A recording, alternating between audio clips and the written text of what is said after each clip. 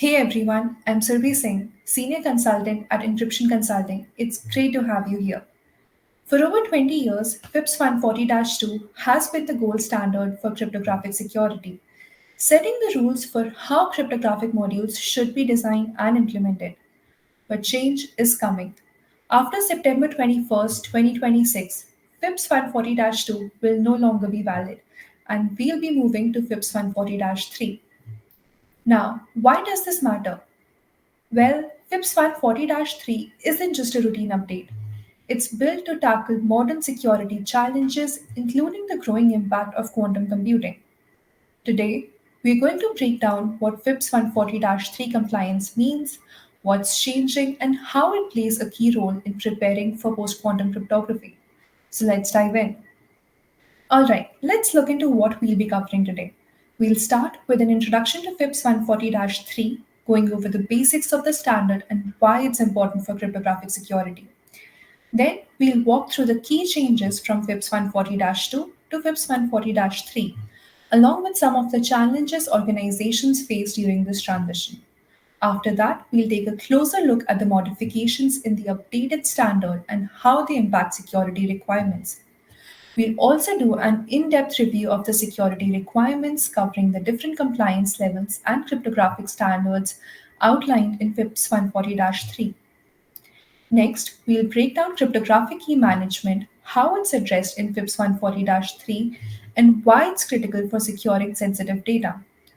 Then, we'll explore how post quantum cryptography fits into all of this and what organizations need to do to stay ahead of future threats. And finally, I will share Encryption Consulting's take on FIPS 140-3 compliance, our insights, recommendations, and best practices for a smooth implementation. Lots to cover, so let's get started.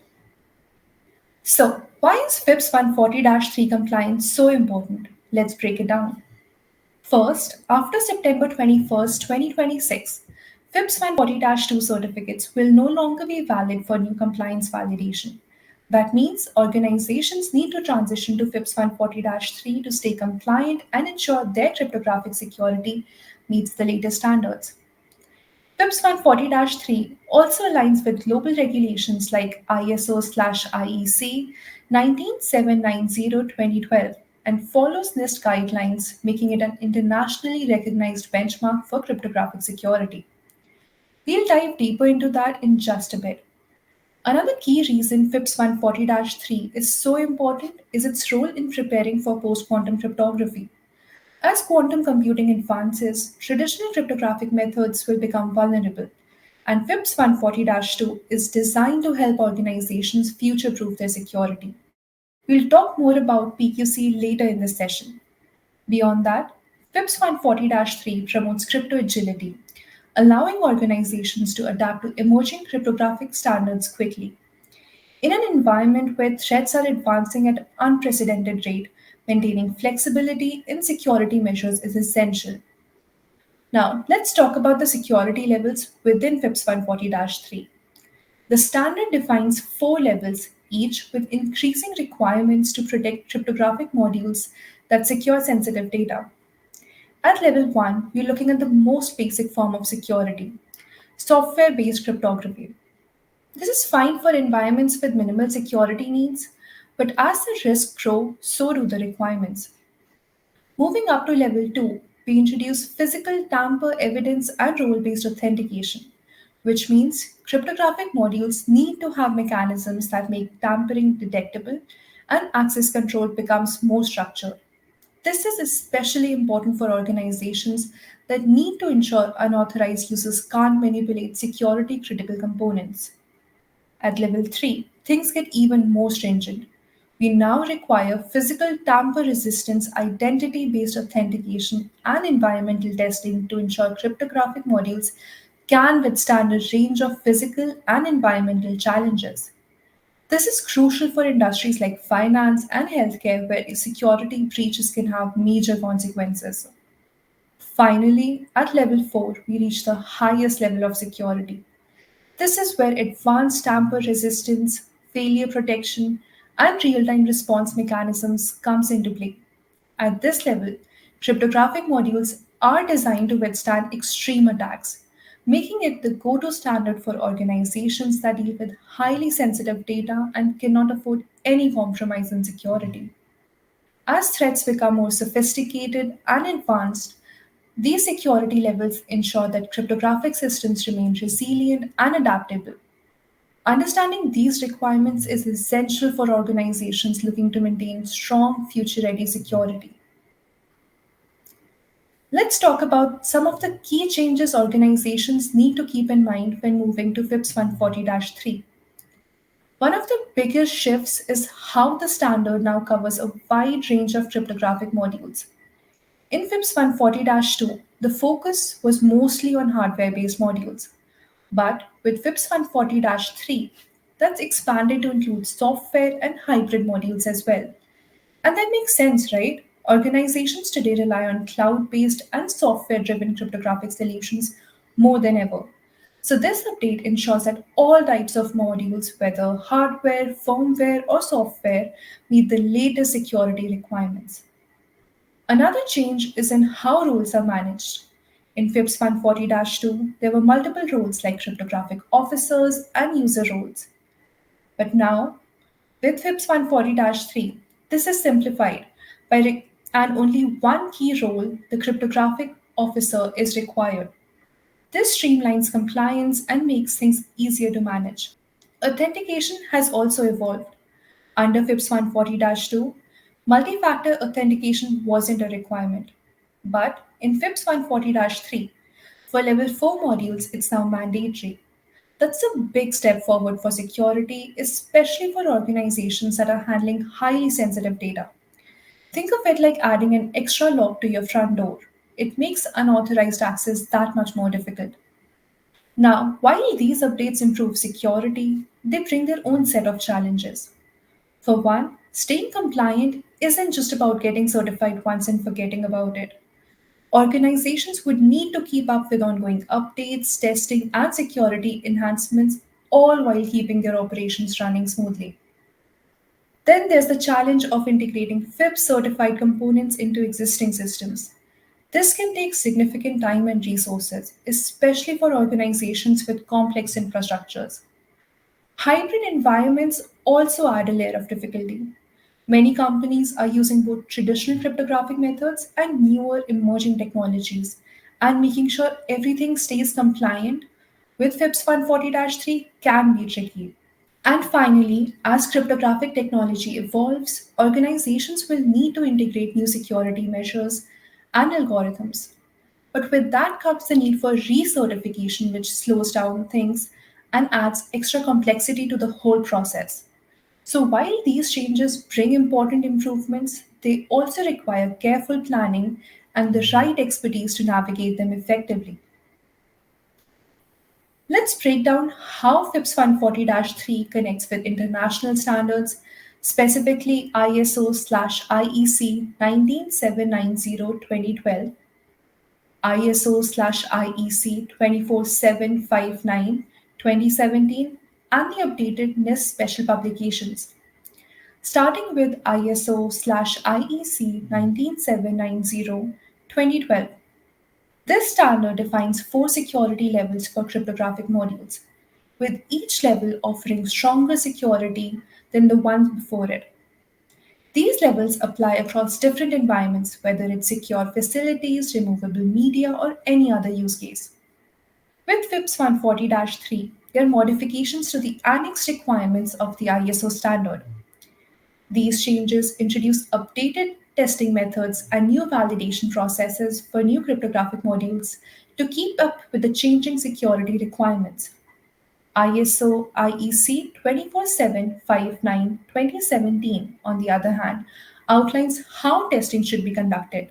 It provides a structured approach for labs to verify whether cryptographic modules actually meet the requirements of ISO 19790. Essentially, it ensures that testing is consistent across different modules and that vendors provide the necessary supporting evidence to prove compliance. Now, let's talk about the NIST special publications, which have also been updated to align with FIPS 140 3.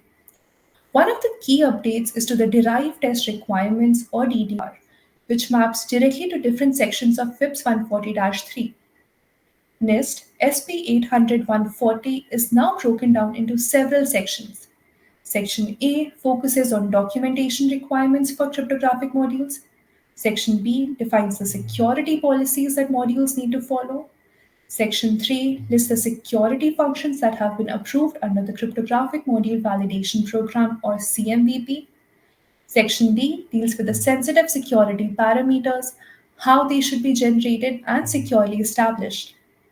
Section E lays out the approved authentication mechanisms, and Section F defines the authentication requirements that cryptographic modules must meet.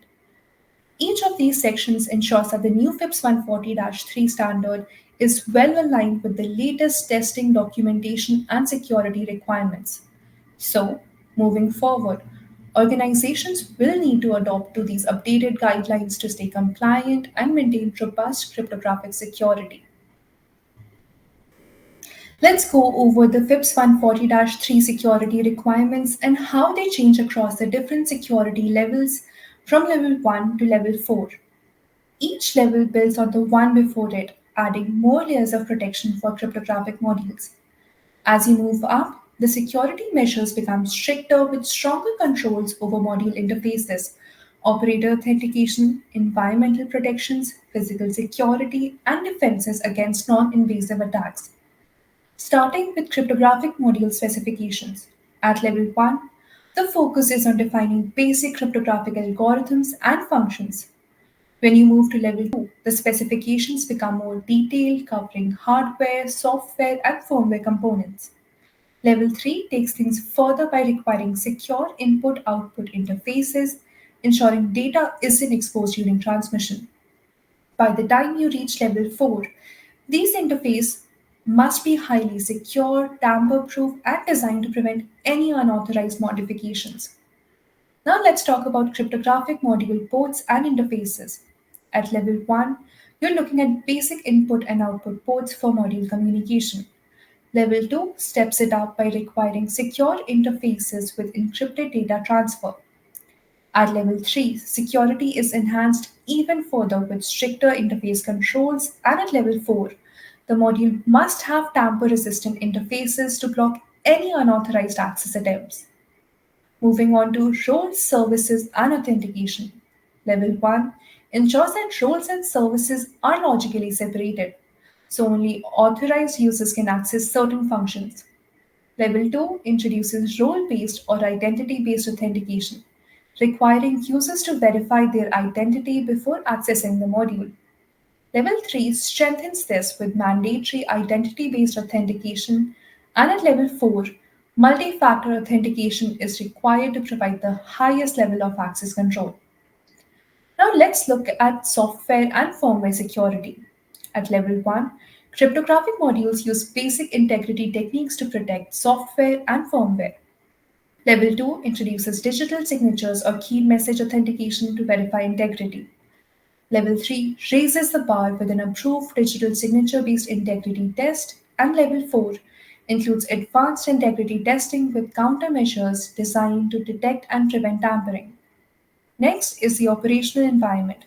Level 1 introduces basic security, while Level 2 provides access control and auditing mechanism. At level 3, modules must operate securely across various environmental conditions. Level 4 takes it to the extreme, requiring protection against harsh environmental conditions with built in countermeasures to detect and respond to tampering. Now let's talk about physical security. Level 1 provides only basic physical protection. Level 2 adds tamper evident features, meaning any unauthorized access attempts leave clear signs of interference. Level 3 takes this a step further with tamper detection and automated response mechanisms. At level 4, modules must have the highest level of physical security, including active tamper detection and protection against fault injection attacks. Finally, let's cover non invasive security. Level 1 offers basic protection against non invasive attacks. At level 2, modules include stronger defenses against internal and external threats. Level 3 incorporates advanced protections to guard against side channel attacks, and Level 4 module must have highly sophisticated defenses using advanced detection techniques to identify and prevent vulnerabilities and attacks. As you can see, each level of FIPS 140-3 security requirements builds on the last, ensuring stronger protection at every stage. The higher the level, the more rigorous the security controls, making it essential for organizations to choose the right level based on their operational and compliance needs. Continuing with security parameter management, Level 1 relies on random bit generators for generating sensitive security parameters or SSPs with manual procedures for input, output, and storage. Level 2 automates the transport and agreement of SSPs using approved cryptographic methods. At level 3, SSPs must be manually entered either in plain text or encrypted form using a trusted channel or split knowledge procedures for added security. Level 4 enforces the most robust protection, requiring all manually established SSPs to be entered or output exclusively in encrypted form, ensuring the highest level of cryptographic security. Next is self-test. Level 1 mandates pre-operational integrity checks for software and firmware, along with critical functional tests to verify module operation. Level 2 expands on this by adding conditional cryptographic algorithm checks, pairwise consistency test, and stricter software or firmware loading verification. Level 3 enhances security by automating these tests, making them more thorough and ensuring continuous verification. At level 4, testing becomes even more detailed, including low level assessments designed to detect potential vulnerabilities and provide comprehensive security validation. Now, let's discuss configuration management. Level 1 involves basic documentation of cryptographic module configurations. Level 2 introduces more structured configuration tracking, ensuring consistency across cryptographic algorithms and tests. At level 3, an automated configuration management system is used to monitor and track cryptographic module components throughout their life cycle. Level 4 enhances this further by ensuring that all modules can be rigorously tested for every provided service, strengthening configuration management capabilities. Design, testing, delivery, and operation are critical aspects of security assurance. At level 1, basic design and testing procedures are required to meet general security standards. Level 2 introduces functional testing to ensure that initialization procedures are properly followed. Level 3 refines this process with strict delivery procedures to guarantee the secure deployment of cryptographic modules while also implementing low level testing for additional validation. Level 4 goes a step further by requiring operator authentication through vendor provided methods, ensuring that secure operational procedures are maintained at all times. And finally, we have guidance. Level 1 provides basic operational guidance for administrators. Level 2 extends this by ensuring that both administrators and non administrators follow the correct security procedures. At level 3 and 4, guidance continues to be refined, focusing on enforcing secure operational best practices across all levels of system implementation. Mitigation of other attacks is a crucial component of cryptographic security. At level 1, mitigation strategies focus on meeting testable requirements for cryptographic integrity. Level 2 ensures that even attacks without explicitly testable requirements are accounted for and mitigated. Level 3 introduces more advanced testing procedures designed to detect vulnerabilities with a higher degree of accuracy.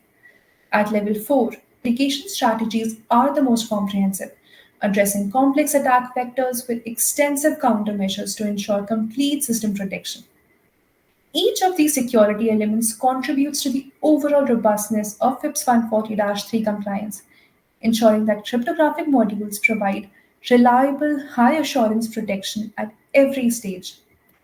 Now let's move on to understanding the role of cryptographic key management in FIPS 140-3. Let's go through a quick questionnaire to see if your key management practices align with FIPS 140-3 compliance. Think of this as a way to assess where you stand and what areas might need improvement. First, is your key management strategy FIPS 140-3 ready? This is all about making sure your approach to handling cryptographic keys follows the latest security standards and best practices. Next question is, how are your encryption keys generated? FIPS 140-3 requires the use of approved cryptographic algorithms, so the key generation process needs to be secure and resistant to tampering. Next is, what encryption algorithm are you using for key generation? It's important to ensure that you're only using FIPS approved algorithms to stay compliant with this standard. Coming to the next question, where are your encryption keys stored? The standard requires that keys be stored in a secure facility to prevent unauthorized access or compromise. Who has access to your encryption keys? Following the least privileged principle is key here. Only authorized personnel should be able to access cryptographic keys. And lastly, are your keys backed up? You need to have proper backup and recovery procedures in place to prevent key loss and ensure business continuity. Now, let's talk about some of the best practices to strengthen your key management strategy. For secure key generation, always use a random number generator or RNG. Store keys in a highly secured environment, leverage HSMs for added protection, and implement dual control mechanisms with tamper evident measures.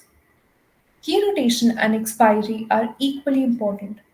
Industry best practices recommend rotating keys regularly, typically every 365 days, to keep your cryptographic security strong throughout the key's life cycle. By following these steps, you can ensure your key management is not just compliant with FIPS 140-3, but also built for long term security and reliability. Let's break down the FIPS 140-3 standard for cryptographic algorithms. These algorithms are categorized into five main areas: symmetric key encryption, digital signatures, hashing algorithms, message authentication codes, and key exchange. Let's start off with symmetric key encryption, AES, or advanced encryption standards with 256-bit keys is a recommended choice here.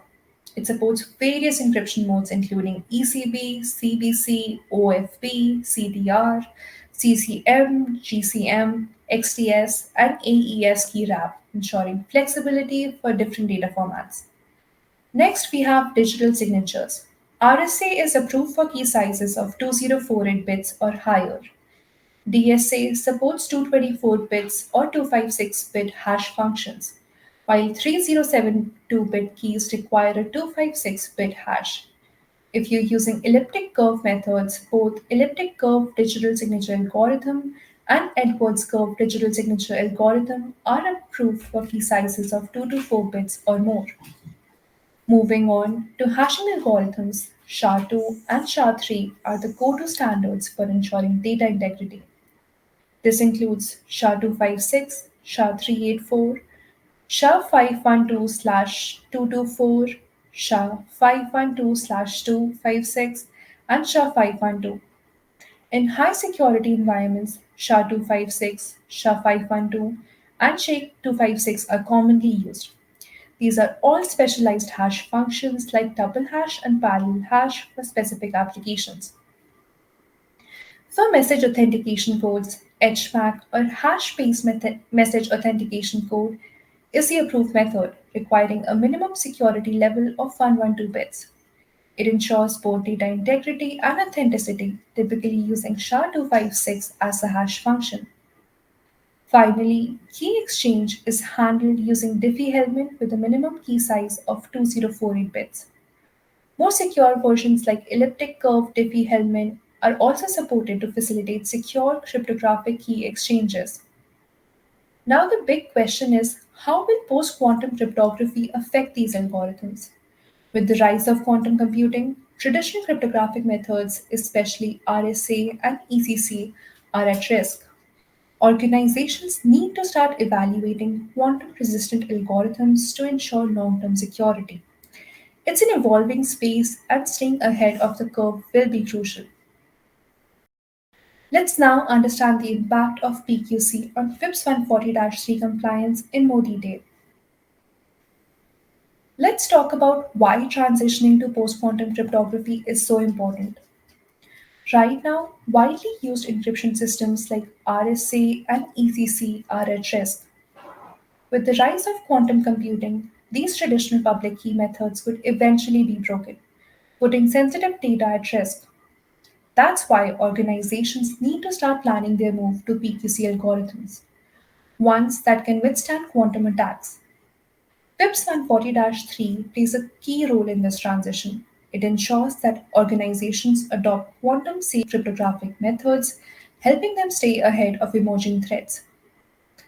Once NIST finalizes the standardization of PQC algorithms, they'll be ready for certification and integration into security infrastructures. But here's the catch: any cryptographic module that wants to support PQC algorithms must be certified under FIPS 140-3. This guarantees that it meets the security standards for quantum safe encryption and key management. So, what changes in key exchange and digital signature? Right now, Diffie-Hellman with the 2048-bit key size is the standard for key exchange.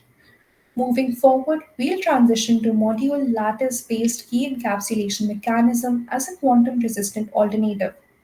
Similarly, RSA with 2048-bit keys has been the go-to for digital signatures, but it will be replaced by lattice-based digital signature algorithm and stateless hash-based digital signature algorithm for better security in the quantum era.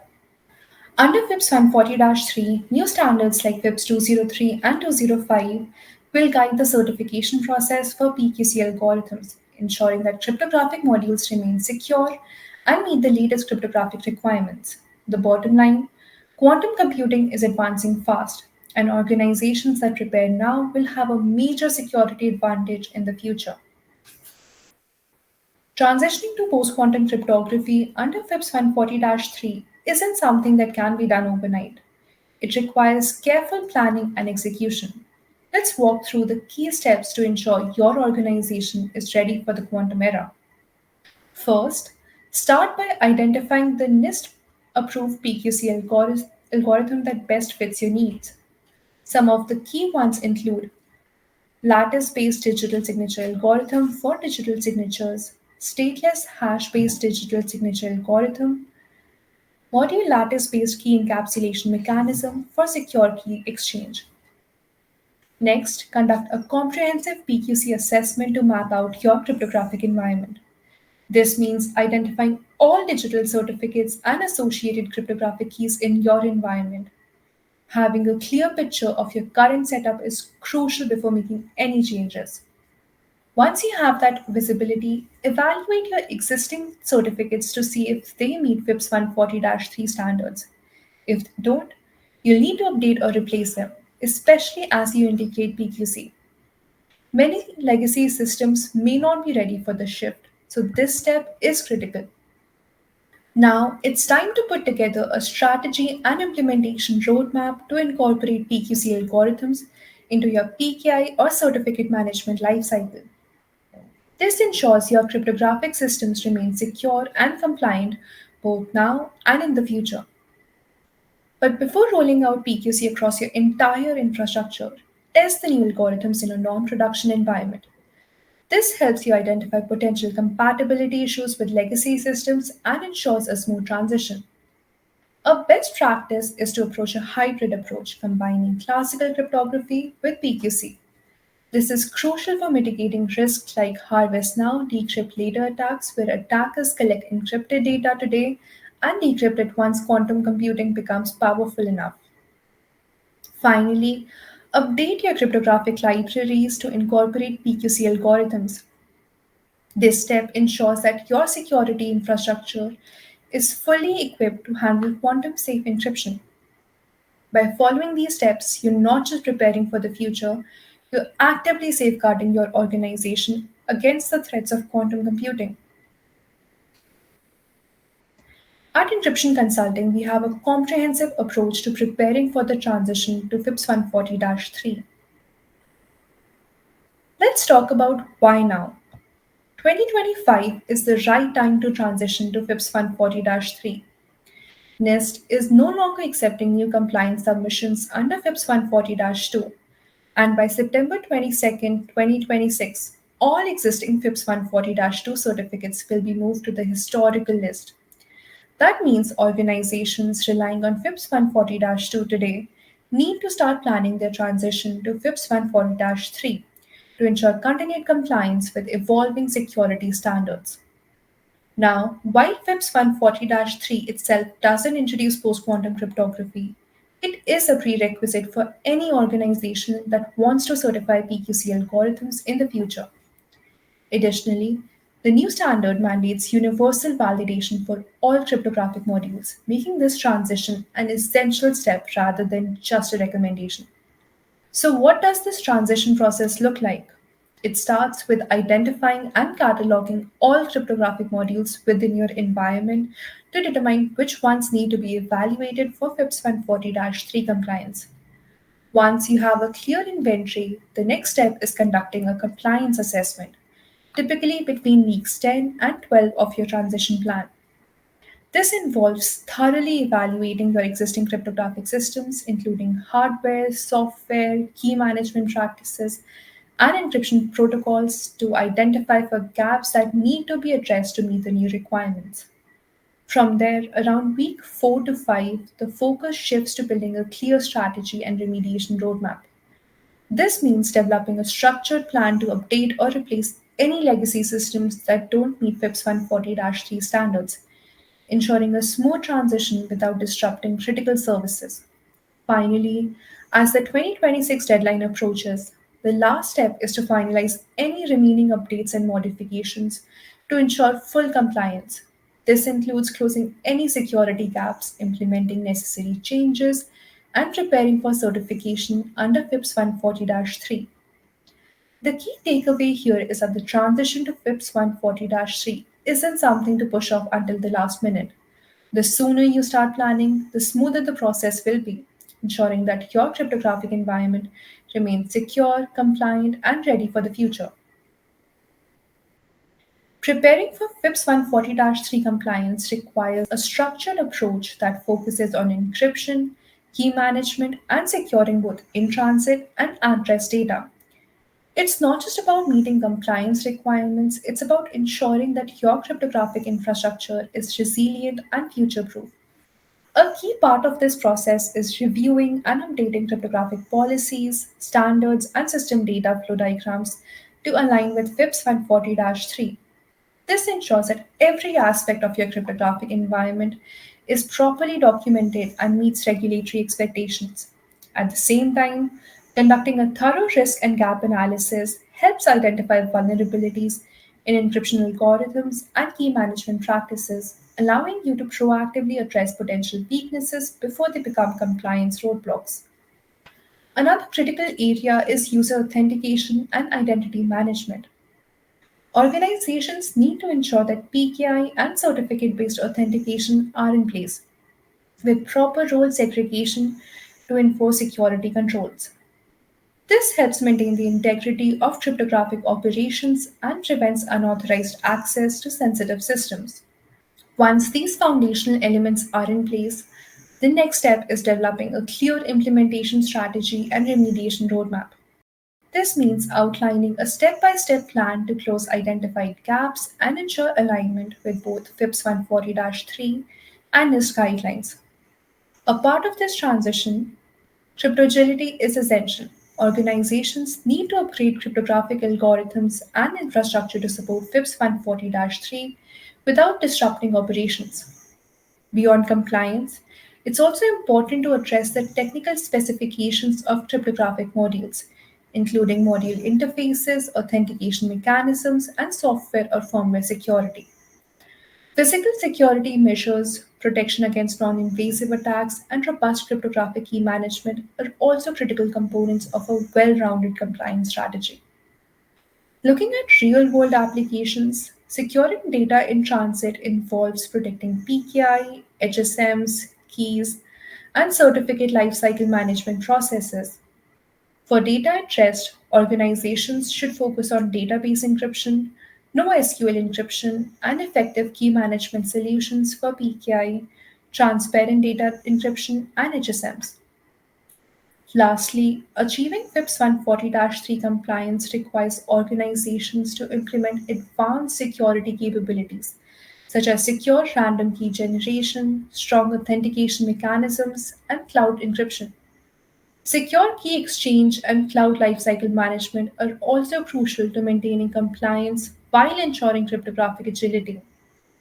By taking a structured and proactive approach, organizations can successfully transition to FIPS 140-3 while strengthening their overall security posture, minimizing risk, and ensuring they're prepared for changing regulatory and cryptographic requirements.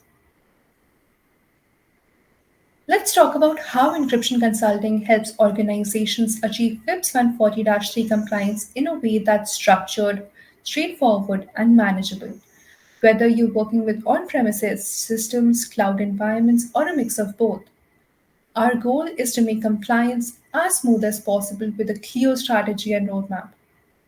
The first step is understanding where you are today. We start by defining the scope, identifying key stakeholders, and gathering existing documentation on cryptographic policies and standards. This gives us a solid foundation to assess your organization's unique needs. From there, we establish key use cases, basically, how encryption is being used and whether it meets FIPS 140-3 requirements. Once we have that understanding, we take a deep dive into your cryptographic policies and practices. We look at encryption, key management, and authentication to pinpoint any gaps that need to be addressed. After that, we move into the compliance assessment phase.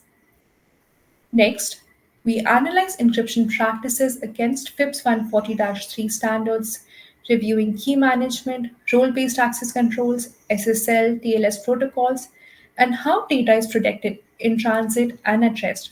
If we find any security gaps, we prioritize them for remediation. With all this information in hand, we shift gears into strategy and implementation. This means documenting key observations, summarizing findings, and laying out clear steps to achieve compliance. We also refine cryptographic policies and operational procedures to align with FIPS 140-3, ensuring that your encryption methods, key sizes, and management practices are up to standard. But we don't just stop at compliance. Our approach is designed to help you maintain a crypto agile ecosystem that can evolve with future security needs. By following this structured yet flexible approach, we help organizations transition to FIPS 140-3 without unnecessary disruptions, all while strengthening their cryptographic security posture.